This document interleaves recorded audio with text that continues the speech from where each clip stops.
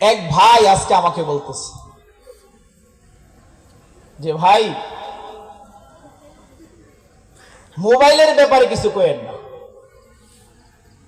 কি বলছে ভাই? মোবাইলের ব্যাপারে কিছু কইেন না।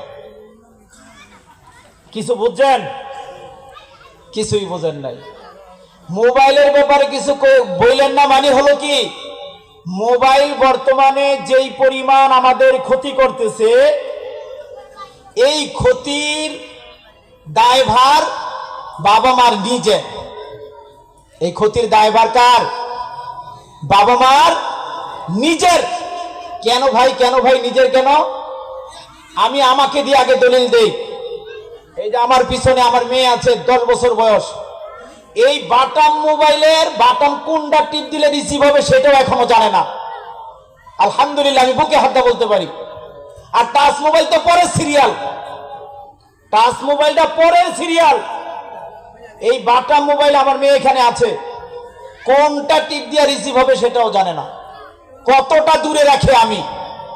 এখন বলেন, যার বাচ্চা 6 বছর 7 বছরের গেমস খেলে, কার্টুন দেখে, এবং আরো ভয়ঙ্কর ভয়ঙ্কর গুনার সাথে যারা এই 7-8 বছর 6 বছর 10 বছরের বাচ্চারা জড়িত, এই বাচ্চা নিজে দায়ী না বাবা মা দায়ী? বাচ্চা নিজে দায়ী না বাবা মা দায়ী? আর বর্তমানে একটা ভয়ঙ্কর অবস্থা চলতেছে ভাই, কি জানেন? নিজেরাও শাসন করে না, ওস্তাদদেরকেও শাসন করতে দেয় না। বুঝেন নাই মনে কথাটা? নিজেরাও কোনো ব্যাপারে শাসন করে না। একটা বকা দিছে, থাকবে ছোট মানুষ, কি হয়েছে, বকা দিয়া লাইছে।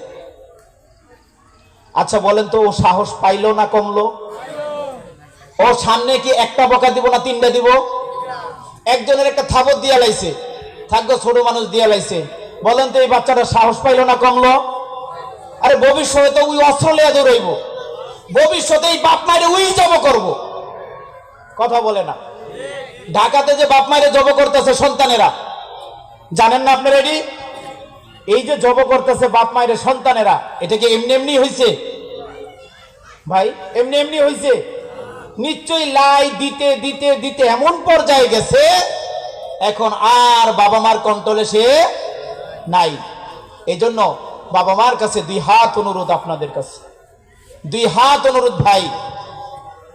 এই যে আপনারা পরে আইসা হুজুরদের কাছে কান্দেন, আমার পোলা আমার কথা শোনে না, মেয়ে আমার কথা শোনে না, ভাই এই কান্নাটার কোনো দাম নাই। এই কান্নাটার কোনো দাম নাই। আপনার শুরু থেকেই তাকে কি করা উচিত ছিল? শাসনের মধ্যে রাখা উচিত ছিল। এই জন্য আমরা এই যে মোবাইলের বিষয়টা ভাই, মোবাইলের বিষয়টা হলো, মোবাইলে যদি আমাদের 1% উপকারে আসে, 99% আমাদের ক্ষতি। আপনারা এই তথ্য জানেন না।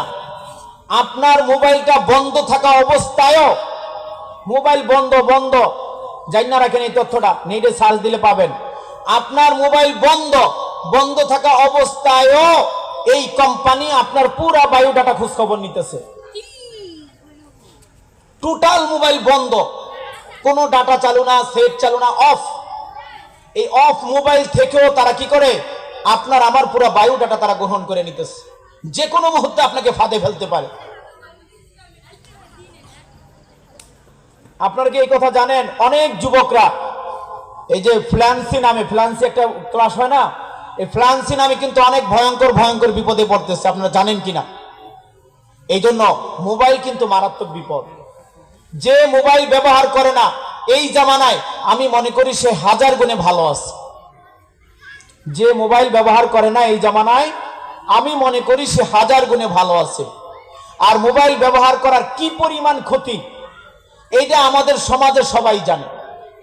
মোবাইল ব্যবহার করার কি পরিমাণ ক্ষতি, এইটা আমাদের সমাজের সবাই জানে ভাই। কি বলবো, বাচ্চা মোবাইল দেখায় খানা খাওয়ায়।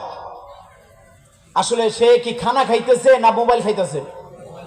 আপনি ডাক্তারকে জিজ্ঞেস করবেন। আমার মামাতো ভাই ডাক্তার মেহেদি হাসান, এই যে বেশনালী বাড়ি, আমার মামা এখানে বসা আছে। এই আমার ভাইয়ের মুখের কথা যে এভাবে যদি বাচ্চাকে খানা খাওয়ানো হয়, তো হজম শক্তি ভালো থাকে না। কারণ বাচ্চা তো নিজের ইচ্ছায় খানা খাইতেছে না, এই মুখ চাবাইতেছে, কার্টুন দেখতেছে, মুখ চাবাইতেছে, ছবি দেখতেছে। বুঝেন নাই মনে হয় কথাটা? মুখ চাবাইতেছে, সে কি করতেছে? ছবি দেখতেছে, কার্টুন দেখতেছে, হ্যাঁ মুখ চাবাইতেছে। হজম শক্তি ভালো থাকে না, এটা ক্ষতি ভাই, এটা ক্ষতি। 1 নম্বর ক্ষতি গেল ভাই। 2 নম্বর, আসলেই স্কুল থেকে ব্যাগটা ফালাই মোবাইল।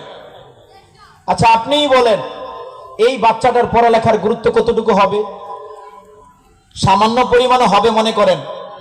একটুকু গুরুত্ব হবে না ভাই। আমাদের জামানার পড়ালেখার কথা বলি, এই ন্যাশনাল প্রাইমারি স্কুলে 5 পর্যন্ত পড়ালেখা করছি। আমাদের স্যারের নাম বলেই দেই, আমাদের বাবুল মাস্টার ছিলেন এখানেই বাসা এলাকায়। আমরা আতঙ্কে থাকতাম উনি যখন স্কুলে ঢুকতো, আতঙ্কে থাকতাম, আতঙ্কে। আর বর্তমানে স্যারের গলায় হাত দিয়ে হাঁটে। বর্তমানে বাচ্চারা স্যারের গলায় হাত দিয়ে হাঁটে, আর পড়ালেখাতে কোনো খবরই নেই। পড়ালেখা পরে সিরিয়াল। ওই যে স্যারের গলায় হাত দিছে, এই জন্য অভিভাবকরা জানে আপনার বাচ্চাটা অনেক ভালো, আপনার ছেলেটা অনেক ভদ্র। আসলে কি ছেলেটা ভদ্র? আসলে কি ভালো? না সর্বোচ্চ বেয়াদব? সর্বোচ্চ বেয়াদব ভাই। কার কারণে হচ্ছে? বাবা মার কারণে। বারবার বলতেছি ভাই, এই টোটালি দোষ বাবা মার, টোটালি দোষ বাবা মার, আর কারণ না। এই জন্য বাবা মার কাছে অনুরোধ, বকা দিছে সাথে সাথে শাসন করবেন। কাউকে গায়ে হাত তুলছে সাথে সাথে শাসন করবেন। আপনিই জানেন আপনার বাচ্চারে কিভাবে শাসন করতে হবে, জানেন না? আমার বাচ্চাটা কতটুকু ভদ্র এটা কিন্তু আমার জানা আছে। আমার বাচ্চাটা কতটুকু বেয়াদব এটা কিন্তু আমার জানা আছে। আমার বাচ্চার জবান কতটুকু ভালো এটা আমার কিন্তু জানা আছে। এজন্য আপনি আপনার পদ্ধতি অনুযায়ী সাথে সাথে শাসন করবেন। ওয়াল্লাহি বিশ্বাস করেন ভাই, পূর্বে যেরকম আমরা আমাদের মুরব্বীদেরকে সম্মান করেছি, মাথা উঠায় কথা বলি নাই, মাথা নিচু করে কথা বলছি, এখনো আপনার সন্তান আপনাকে এইভাবেই কথা বলবে। আপনি একটু আমল করে দেখেন না, আপনি একটু আমল করে দেখেন না। এখন আমরা সবাই সবাই একটা কি হয়ে গেছি, এক তরফা হয়ে গেছি। নিজেরাও শাসন করি না, উস্তাদদেরকেও শাসন করতে দেই না। এটা ভাই একতরফা না ভাই?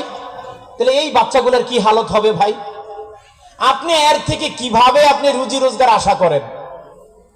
আপনি এর থেকে কিভাবে বৃদ্ধাশ্রম থেকে বাঁচতে চান? এই সন্তান তো আপনাকে বৃদ্ধাশ্রমে এভাবেই নিক্ষেপ করবে।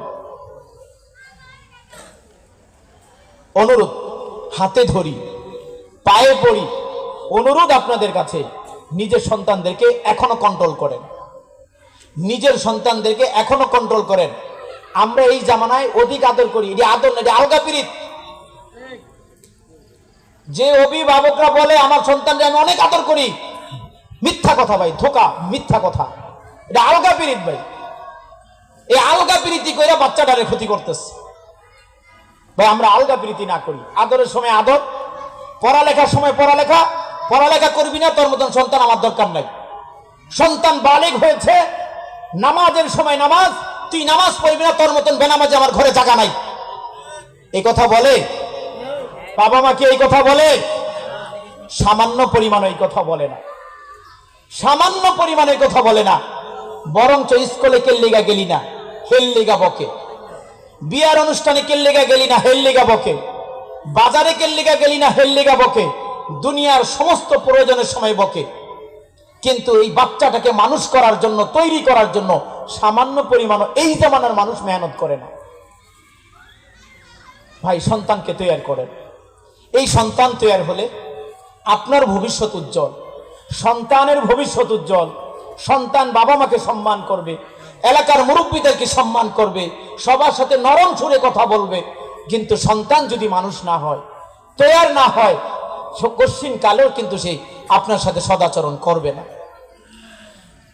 এই জন্য মূল কথা আসি, সেটা হলো মোবাইল। এখান থেকে আমার বাচ্চাদেরকে হেফাজত করার চেষ্টা করি। মোবাইল এখান থেকে আমার বাচ্চাদেরকে হেফাজত করার চেষ্টা করি। পারবো ইনশাল্লাহ সবাই? ভাই ভাই একটু টাচ মোবাইলটা বাচ্চাদের থেকে সরাই রাখি না, টাচ মোবাইলটা বাচ্চাদের কাছ থেকে সরাই রাখি না ইনশাআল্লাহ। কি বলেন? পারা যাবে? পারা যাবে। অনেক ফায়দা, মোবাইল আপনার বাচ্চাদের কাছ থেকে সরায় রাখলে অনেক ফায়দা ভাই। দুই এক